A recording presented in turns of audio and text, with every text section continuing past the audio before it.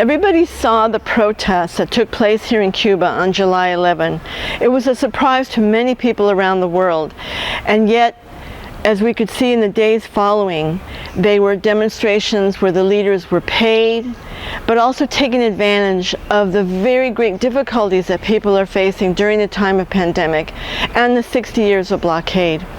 And yet, when you saw the demands of these protesters, the leaders calling for the overthrow of the revolution, asking for U.S. military intervention, it's very clear that this is a plot, a design that has been cooking for years by the CIA, by the National Endowment for Democracy, by the U.S. Agency for International Development.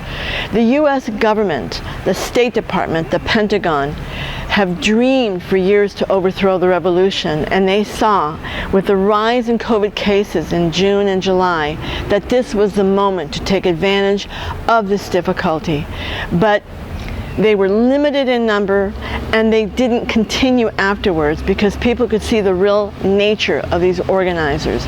When you have someone like Yotuel, the rapper, at the White House with Biden and with Robert Menendez, and when you see him embracing the Vox Party of Spain, a fascist organization, when you see some of these cultural artists who are at the pay and the service of the United States, who want U.S. intervention and who want us to forget the whole history of U.S.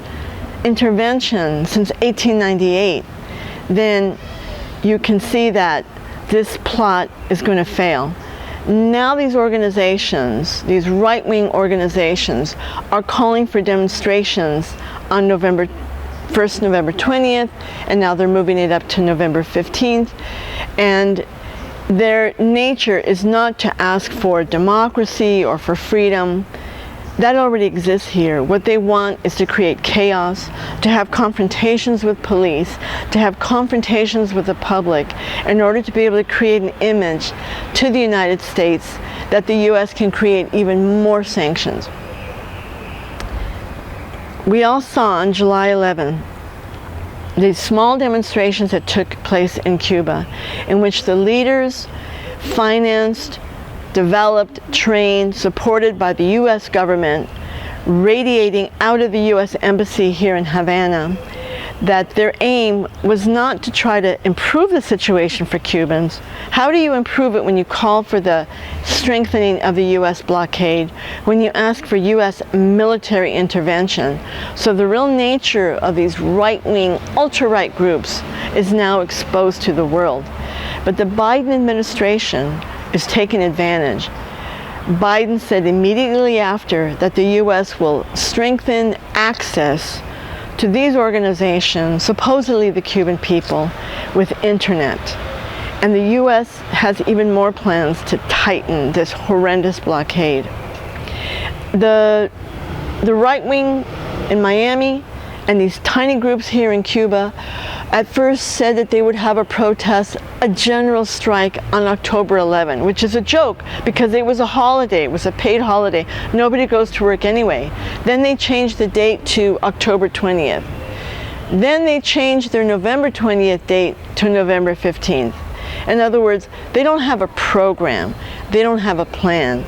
Their plan is to try to create a chaos, a confrontation with the police, a confrontation with the people in order to justify U.S. intervention, U.S. blockade.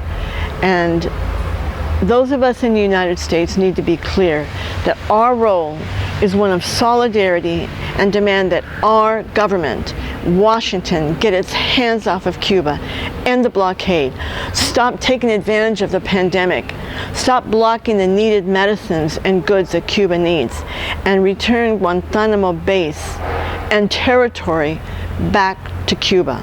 As long as the U.S. physically occupies 47 square miles of Guantanamo in the eastern part of the island, that's a danger to Cuba's security and independence.